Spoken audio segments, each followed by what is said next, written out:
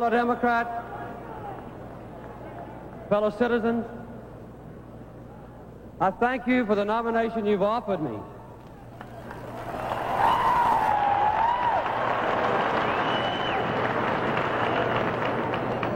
And I especially thank you for choosing as my running mate the best partner any president ever had, Fritz Mondale.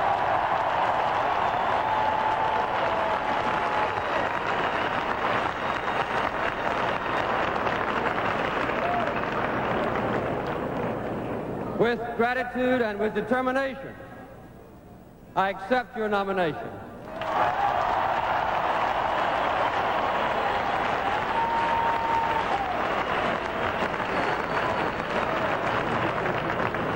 And I am proud to run on the progressive and sound platform that you have hammered out at this convention.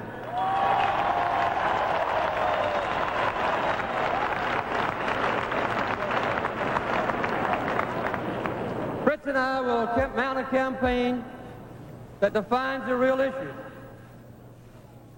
A campaign that responds to the intelligence of the American people. A campaign that talks sense. And we're going to beat the Republicans in November.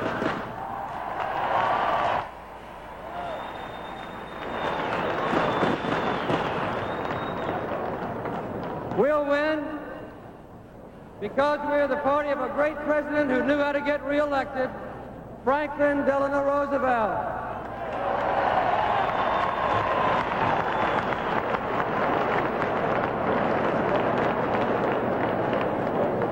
And we're the party of a courageous fighter who knew how to give them hell, Harry Truman.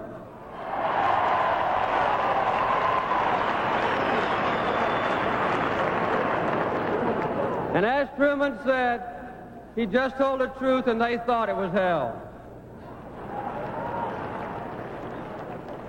And we're the party of a gallant man of spirit, John Fitzgerald Kennedy.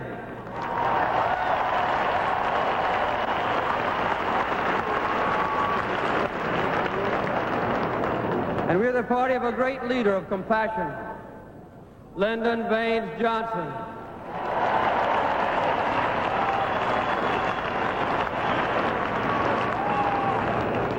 And the party of a great man who should have been president and who would have been one of the greatest presidents in history, Hubert Horatio Hornblower.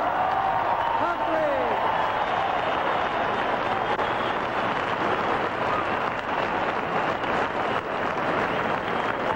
I have appreciated what this convention has said about Senator Humphrey, a great man who epitomized the spirit of the Democratic Party. And I would like to say that we're also the party of Governor Jerry Brown and Senator Edward Kennedy.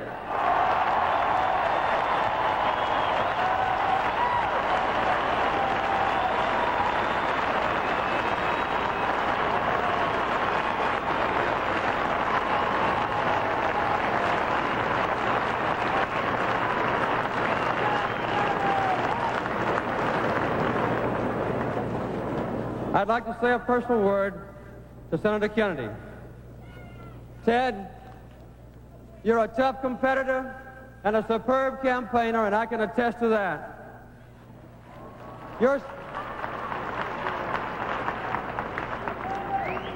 Your speech before this convention was a magnificent statement of what the Democratic Party is and what it means to the people of this country, and why the Democratic victory is so important this year. I reach out to you tonight, and I reach out to all those who supported you in your valiant and passionate campaign. Ted, your party needs, and I need you.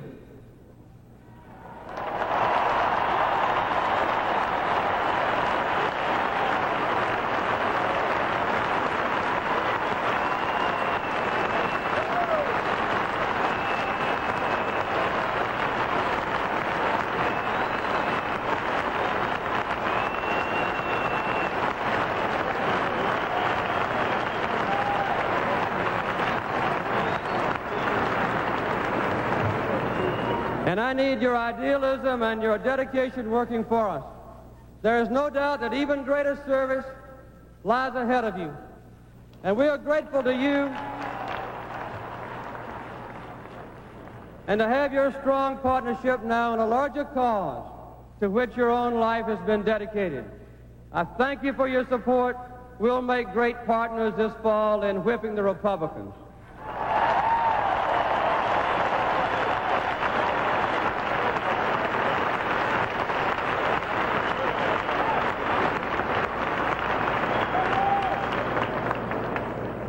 We're Democrats, and we've had our differences, but we share a bright vision of America's future, a vision of a good life for all our people, a vision of a secure nation, a just society, a peaceful world, a strong America, confident and proud and united.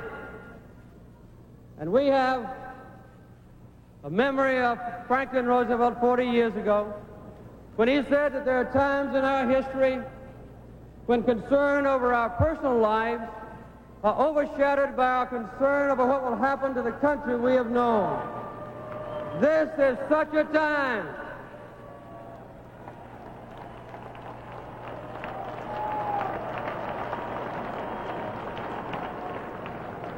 And I can tell you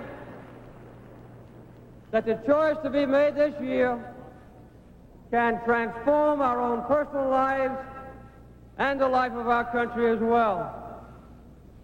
During the last presidential campaign, I crisscrossed this country, and I listened to thousands and thousands of people, housewives and farmers, teachers and small business leaders, workers and students, the elderly and the poor, people of every race and every background and every walk of life.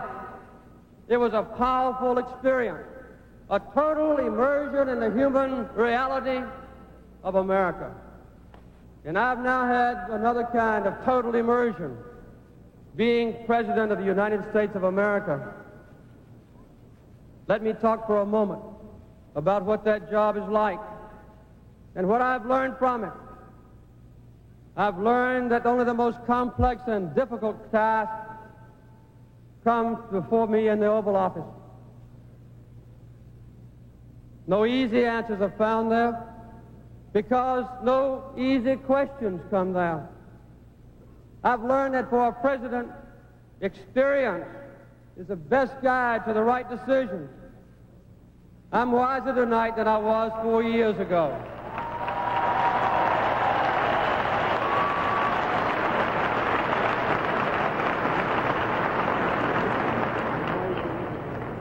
And I have learned that the presidency is a place of compassion. My own heart is burdened for the troubled Americans, the poor and the jobless and the afflicted.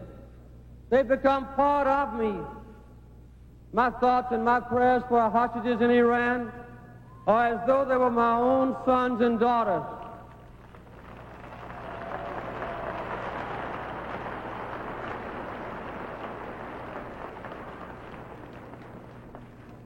The life of every human being on earth can depend on the experience and judgment and vigilance of the person in the Oval Office. The president's power for building and his power for destruction are awesome. And the power is greatest exactly where the stakes are highest, in matters of war and peace. And I've learned something else. Something that I have come to see with extraordinary clarity. Above all, I must look ahead, because the President of the United States is a steward of the nation's destiny. He must protect our children and the children they will have and the children of generations to follow. He must speak and act for them. That is his burden and his glory. And that is why our president cannot yield to the short-sighted demands, no matter how rich or powerful the special interests might be that make those demands.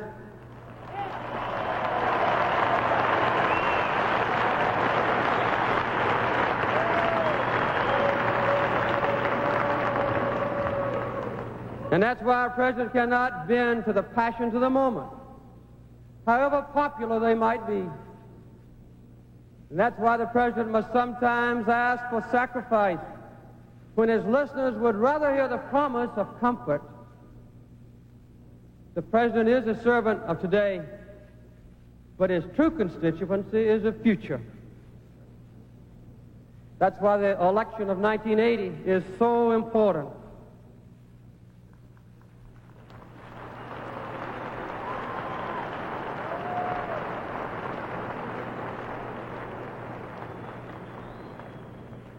Some have said it makes no difference who wins this election. They are wrong.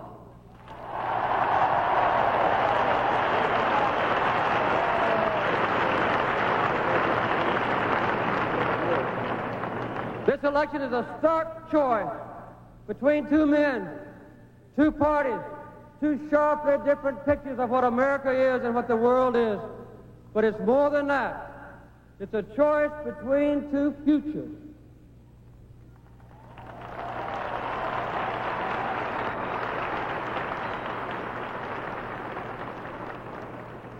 The year 2000 is just less than 20 years away.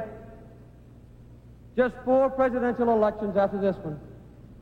Children born this year will come of age in the 21st century. The time to shape the world of the year 2000 is now. The decisions of the next few years will set our course, perhaps an irreversible course. And the most important of all choices will be made by the American people at the polls less than 3 months from tonight.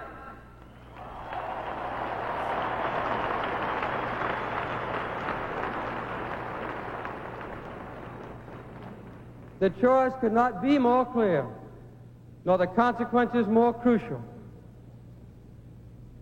In one of the futures we can choose, the future that you and I have been building together, I see security and justice and peace. I see a future of economic security. Security that will come from tapping our own great resources of oil and gas, coal and sunlight, and from building the tools and technology and factories for a revitalized economy based on jobs and stable prices for everyone.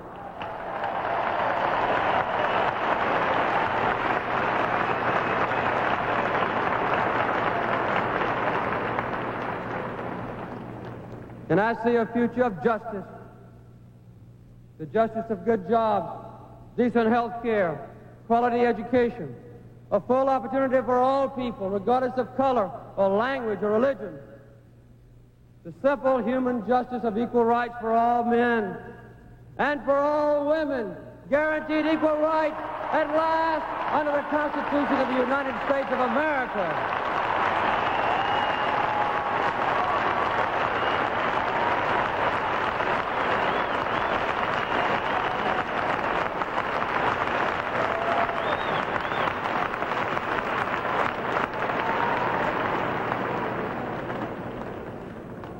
And I see a future of peace,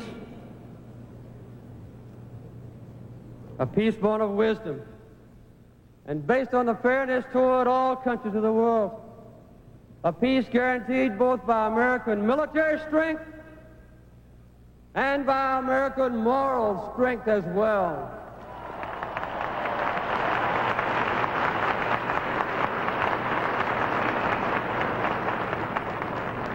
That is the future I want for all people, a future of confidence and hope and a good life. It's a future America must choose, and with your help and with your commitment, it is the future America will choose.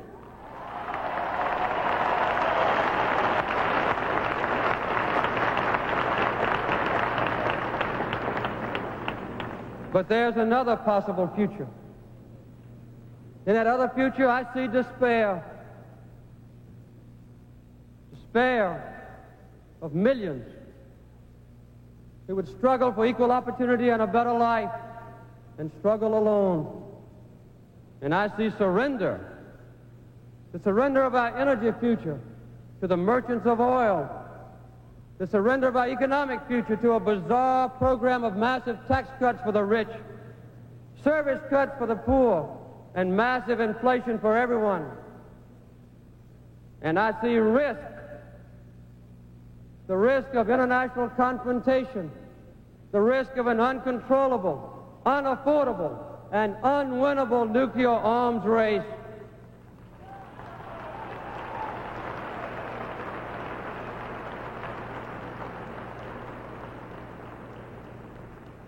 No one, Democrat or Republican either, consciously seeks such a future. And I do not claim that my opponent does, but I do question the disturbing commitments and policies already made by him and by those with him who have now captured control of the Republican Party.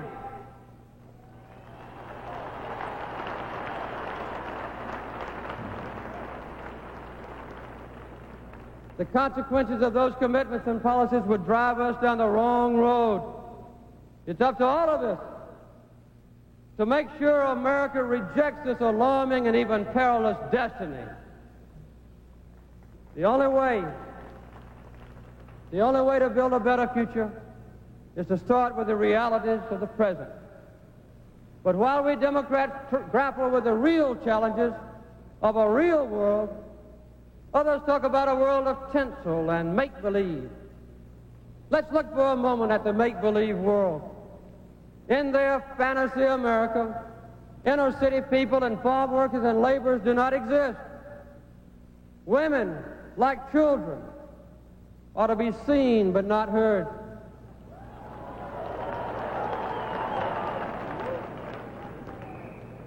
The problems of working women are simply ignored.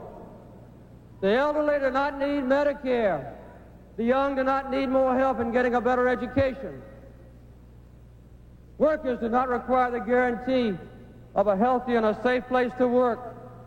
In their fantasy world, all the complex global changes of the world since World War II have never happened. In their fantasy America, all problems have simple solutions. Simple and wrong.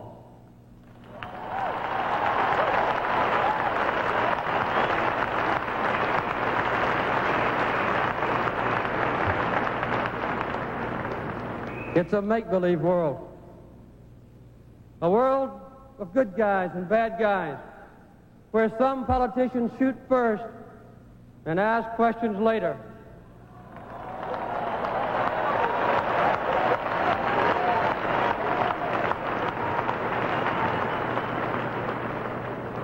No hard choices, no sacrifice, no tough decisions.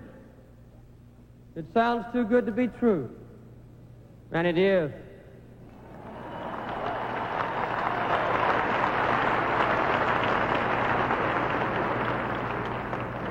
The path of fantasy leads to irresponsibility. The path of reality leads to hope and peace. The two paths could not be more different, nor could the futures to which they lead. Let's take a hard look at the consequences of our choice. You and I have been working toward a more secure future by rebuilding our military strength, steadily, carefully, and responsibly. The Republicans talk about military strength, but they were in office for 8 out of the last 11 years. And in the face of a growing Soviet threat, they steadily cut real defense spending by more than a third.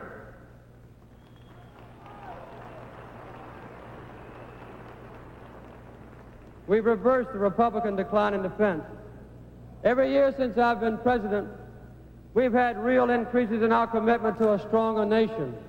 Increases which are prudent and rational. There is no doubt that the United States of America can meet any threat from the Soviet Union.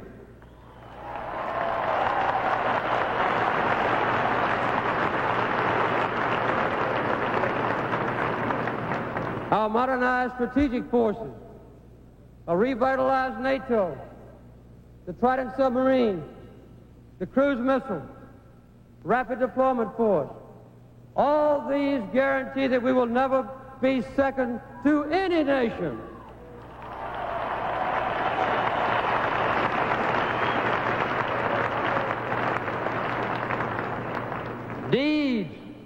not words, fact, not fiction. We must and we will continue to build our own defenses. We must and we will continue to seek balanced reductions in nuclear arms.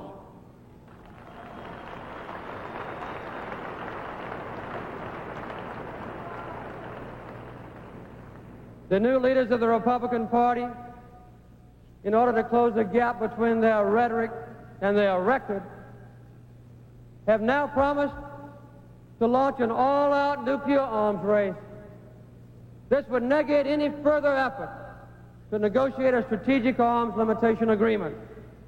There can be no winners in such an arms race, and all the people of the earth can be the losers.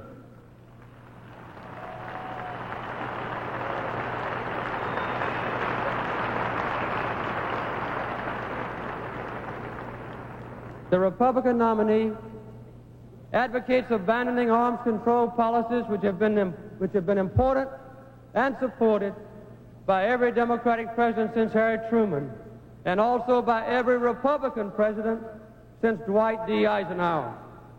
This radical and irresponsible course would threaten our security and could put the whole world in peril. You and I must never let this come to pass.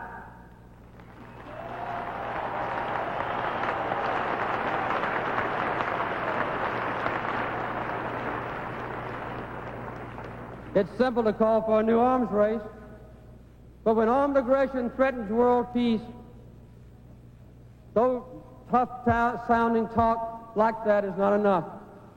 A president must act responsibly. When Soviet troops invaded Afghanistan, we moved quickly to take action. I suspended some grain sales to the Soviet Union. I called for draft registration. We joined wholeheartedly with the Congress.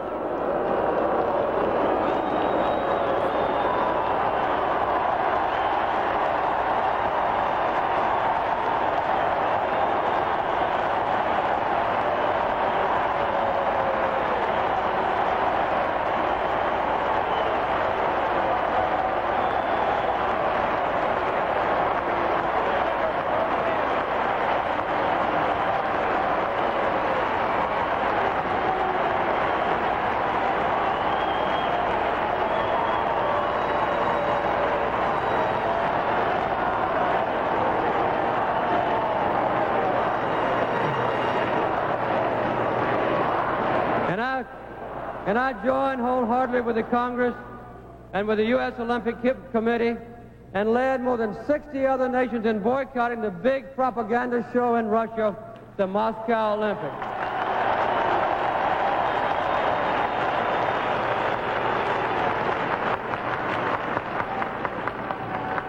The Republican leader opposed two of these forceful but peaceful actions, and he waffled on the third. But when we asked him what he would do about aggression in Southwest Asia, he suggested blockading Cuba. Even his running mate wouldn't go along with that.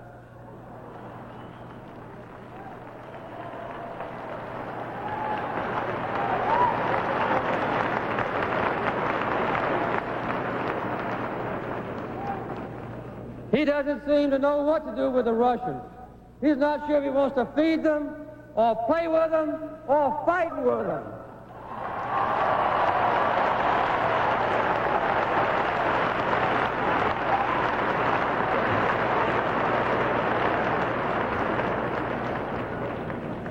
As I look back in my first term, I'm grateful that we've had a country with a full 4 years of peace.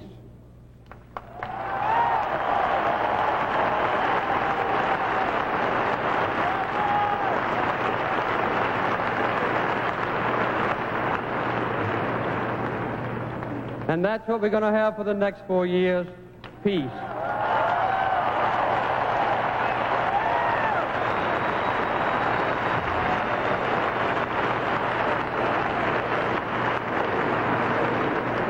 It's only common sense that if America is to stay secure and at peace, we must encourage others to be peaceful as well. As you know, we've helped in Zimbabwe, Rhodesia, where we stood firm for racial justice and democracy. And we have also helped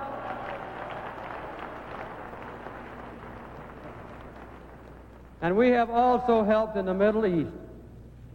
Some have criticized the Camp David Accords, and they've criticized some delays in the implementation of the Middle East Peace Treaty. Well, before I became president, there was no Camp David Accords, and there was no Middle East Peace Treaty.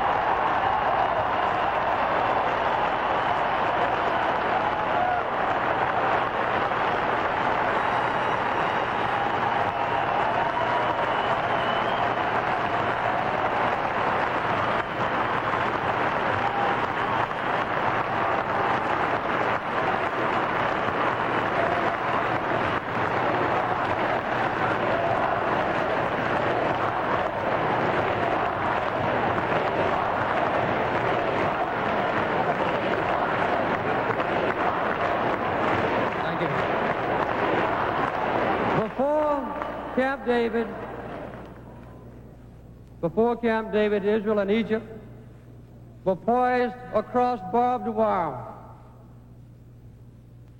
confronting each other with guns and tanks and planes. But afterward, they talked face to face with each other across a peace table. And they also communicated through their own ambassadors in Cairo and Tel Aviv. Now that's the kind of future we're offering, of peace to the Middle East, if the Democrats are reelected in the fall.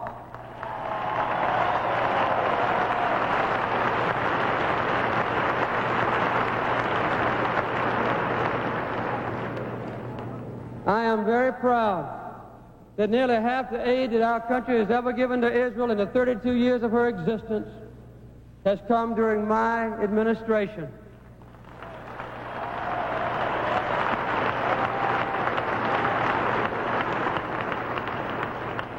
Unlike our Republican predecessors, we have never stopped nor slowed that aid to Israel. And as long as I am president, we will never do so.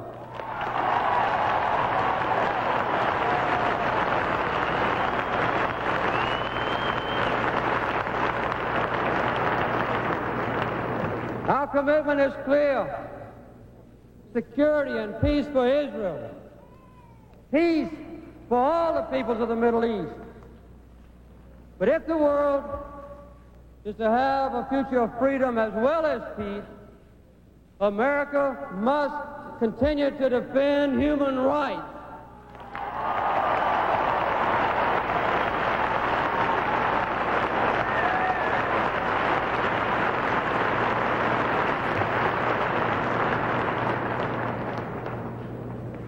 Now listen to this. The new Republican leaders oppose our human rights policy. They want to scrap it. They seem to think it's naive for America to stand up to freedom and for freedom and democracy. Just what do they think we should stand up for?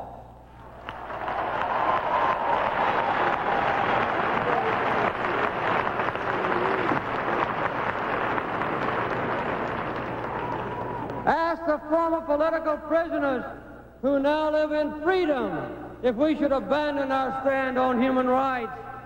Ask the dissidents in the Soviet Union about our commitment to human rights. Ask the Hungarian Americans. Ask the Polish Americans. Listen to Pope John Paul II. Ask those who are suffering for the sake of justice and liberty around the world.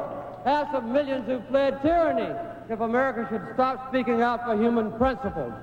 Ask the American people. I tell you that as long as I am president, we will hold high the banner of human rights, and you can depend on it.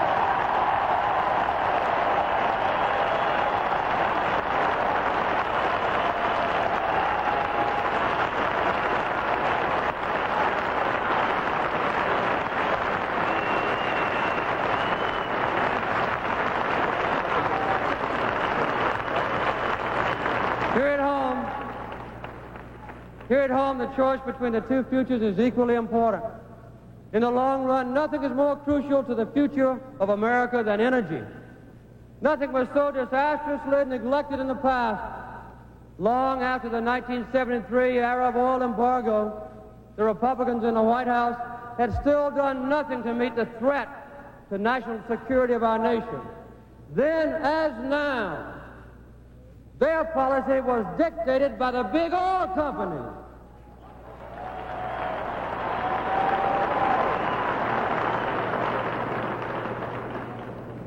We Democrats fought hard to rally our nation behind a comprehensive energy policy and a good program, a new foundation for challenging and exciting progress. Now, after 3 years of struggle, we have that program.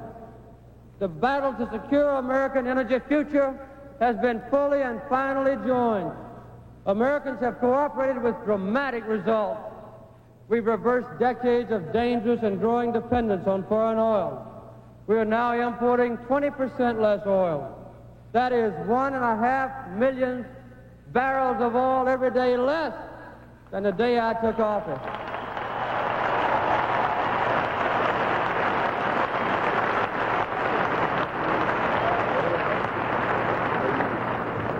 And with our new energy policy now in place, we can discover more, produce more, create more, and conserve more energy, and we will use American resources, American technology, and millions of American workers to do it with.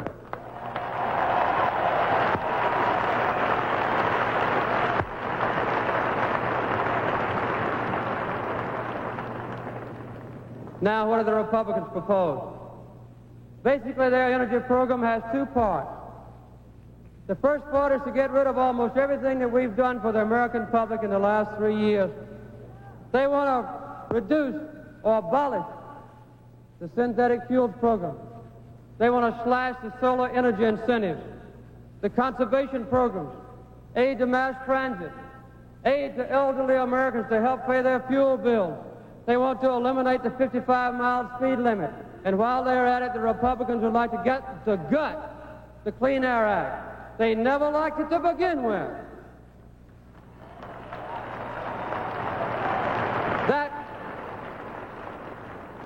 That's one part of the program.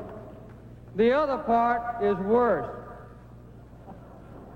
To replace what we have built, this is what they propose: to destroy the windfall profits tax and to unleash the oil companies and let them solve the energy problem for us.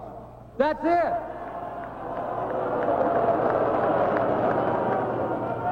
That's it. That's the whole program. There is no more. Can this nation accept such an outrageous program? No. We Democrats will fight it every step of the way, and we'll begin tomorrow morning when we campaign for re-election in November.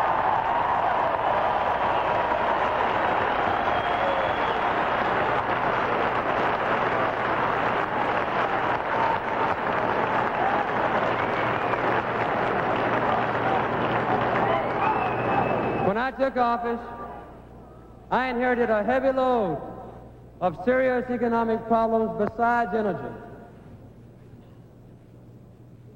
And we've met them all head on. We've slashed government regulation and put free enterprise back into the airlines, the trucking, and the financial systems of our country. And we're now doing the same thing for the railroads. This is the greatest change in the relationship between government and business since the New Deal.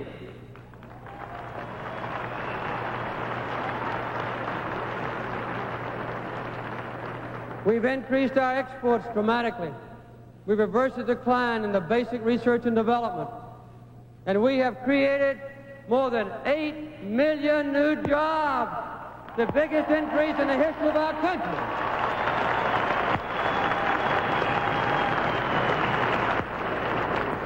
But the road's bumpy, and last year's skyrocketing OPEC price increases has helped to trigger a worldwide inflation crisis. We took forceful action, and interest rates have now fallen. The dollar is stable, And although we still have a battle on our hands, we're struggling to bring inflation under control. We're now at a critical point, a turning point in the economic history of our country. But because we made the hard decision, because we have guided our nation and its economy through a rough but essential period of transition, we've laid the groundwork for a new economic age. Our economic renewal program for the 1980s will meet our immediate need for jobs and attack the very same long-range problems that caused unemployment and inflation in the first place. It'll move America simultaneously towards our 5 great economic goals: lower inflation, better productivity, revitalization of American industry, energy security, and jobs.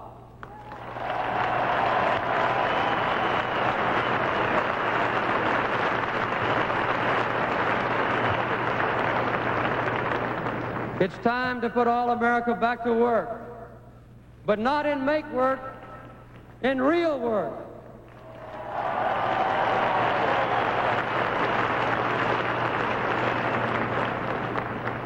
And there is real work in modernizing American industries, in creating new industries for America as well. Here are just a few things we'll rebuild together and build together. New industries to turn our own coal and shale and farm products into fuel for our cars and trucks, and to turn the light of the sun into heat and electricity for our homes.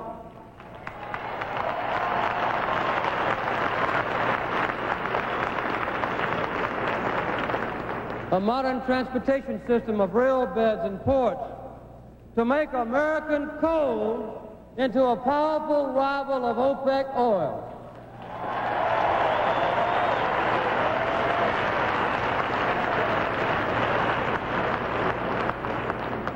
Industries that will provide the convenience of futuristic computer technology and communications to serve millions of American homes and offices and factories. Job training for workers displaced by economic changes. New investment pinpointed in regions and communities where jobs are needed most. Better mass transit in our cities and in between cities. And a whole new generation of American jobs to make homes and vehicles and buildings that will house us and move us in comfort with a lot less energy.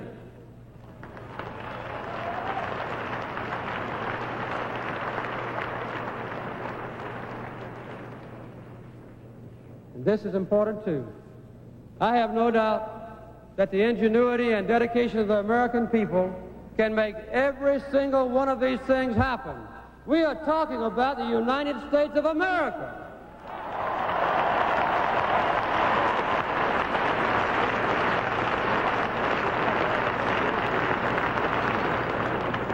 And those who count this country out as an economic superpower are going to find out just how wrong they are.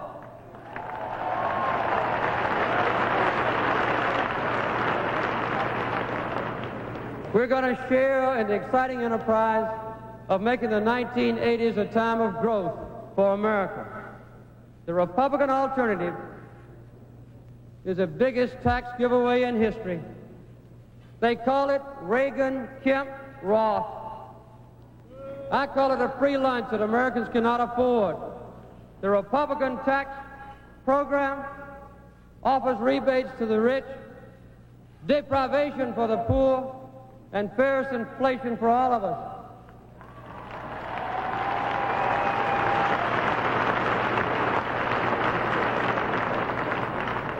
Their party's own vice presidential nominee said that Reagan-Kemp-Roth would result in an inflation rate of more than 30%. He called it voodoo economics.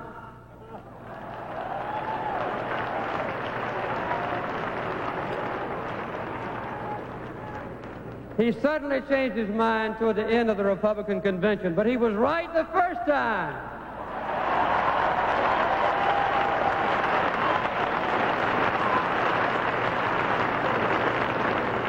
Along with this gigantic tax cut, the new Republican leaders promised to protect retirement and health programs and to have massive increases in defense spending.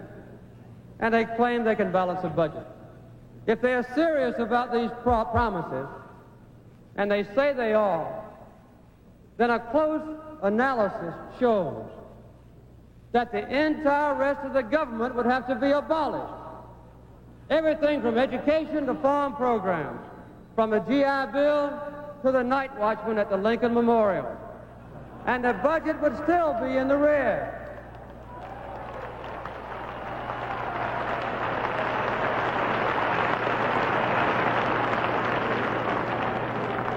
The only alternative would be to build more printing presses to print cheap money. Either way, the American people lose. But the American people will not stand for it.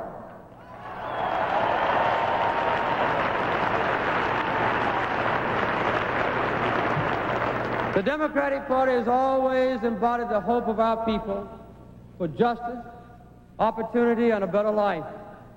And we've worked in every way possible to strengthen the American family, to encourage self-reliance, and to follow the Old Testament admonition, defend the poor and the fatherless, give justice to the afflicted and needy. We've struggled to assure that no child in America ever goes to bed hungry, that no elderly couple in America has to live in a substandard home, and that no young person in America is excluded from college because the family is poor.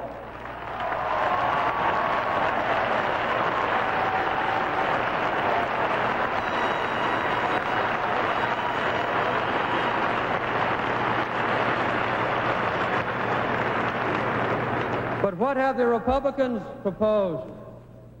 Just an attack on everything that we've done in the achievement of social justice and decency that we've won in the last 50 years, ever since Franklin Delano Roosevelt's first term. They would make Social Security voluntary. They would reverse our progress in the minimum wage, full employment law, safety in the workplace, and a healthy environment. Lately, as you know, the Republicans have been quoting Democratic presidents. But who can blame them? Would you rather quote Herbert Hoover or Franklin Delano Roosevelt?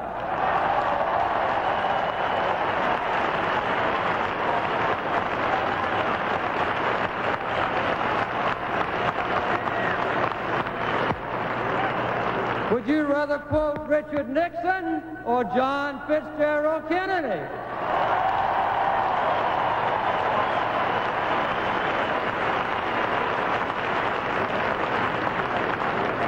The Republicans have always been the party of privilege, but this year their leaders have gone even further.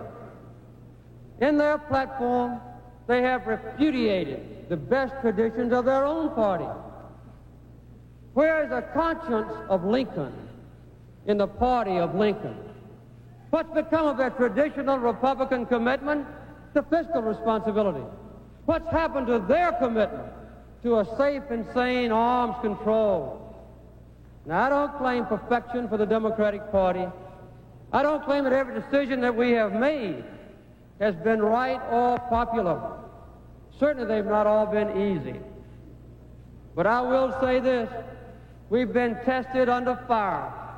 We've neither ducked nor hidden.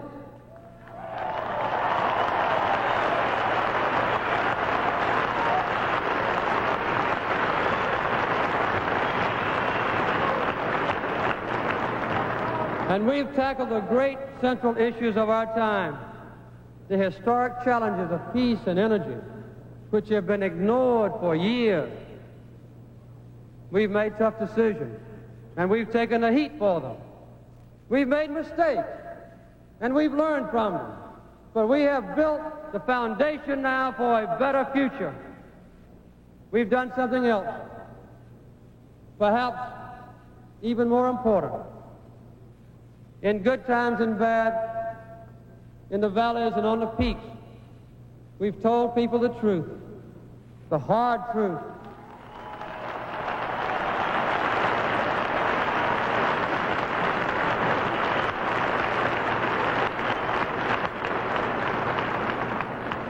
The The truth that sometimes hurts. One truth that we Americans have learned is that our dream has been earned for progress and for peace. Look what our land has been through within our own memory. A Great Depression, a World War, the technological explosion, the Civil Rights Revolution, the bitterness of Vietnam, the shame of Watergate, the twilight peace of nuclear terror. Through each of these momentous experiences, we've learned the hard way about the world and about ourselves.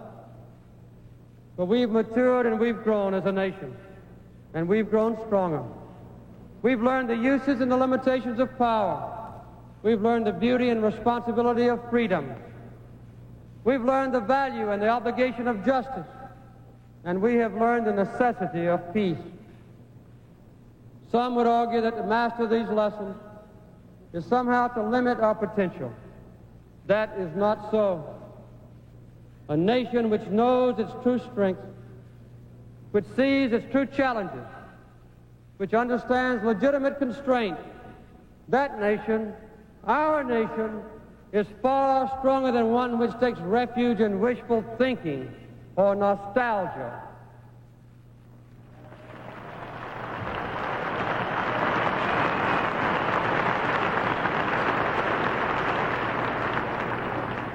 The Democratic Party, the American people have understood these fundamental truths. All of us can sympathize with the desire for easy answers. There's often a temptation to substitute idle dreams for hard reality. The new Republican leaders are hoping that our nation will succumb to that temptation this year. But they profoundly misunderstand and underestimate the character of the American people.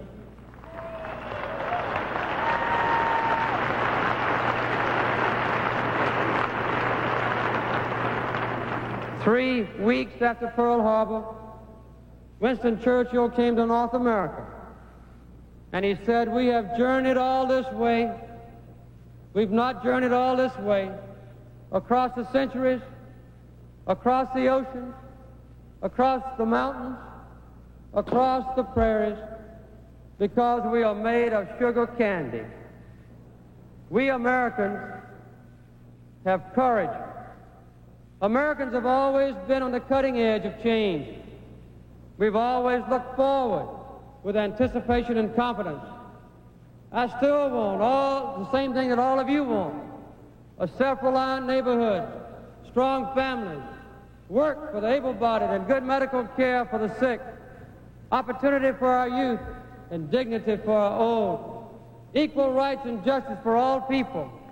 I want teachers eager to explain what a civilization really is.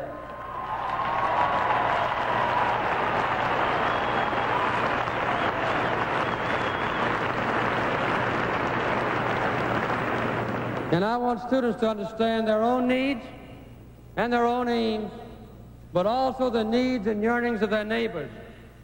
I want women free to pursue without limit the full life of what they want for themselves.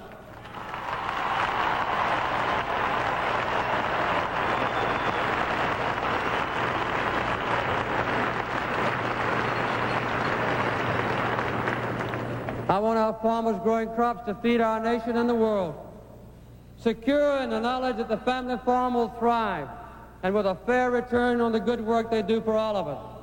I want workers to see meaning in the labor they perform and work enough to guarantee a job for every worker in this country.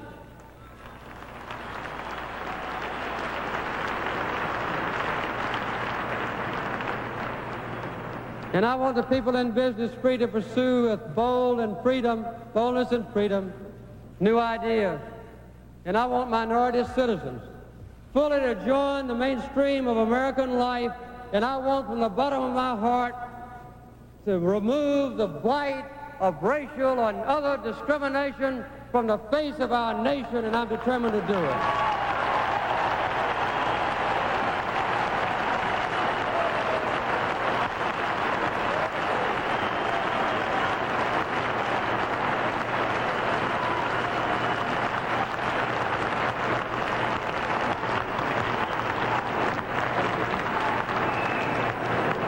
need for all of you to join me in fulfilling that vision.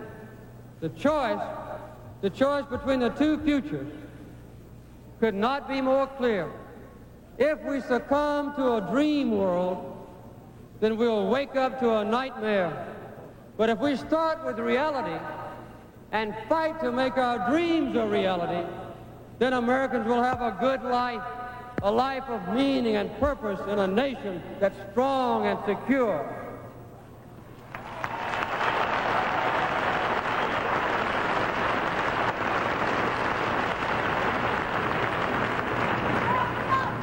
Above all, I want us to be what the founders of our nation meant us to become: the land of freedom, the land of peace, and the land of hope.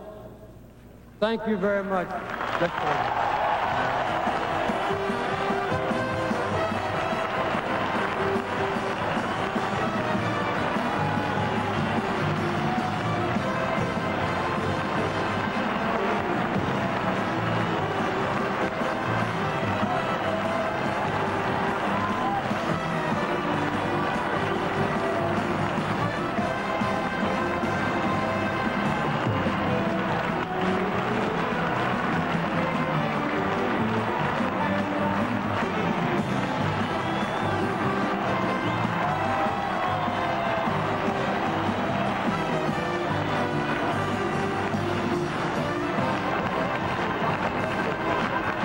Trouble getting the balloons down.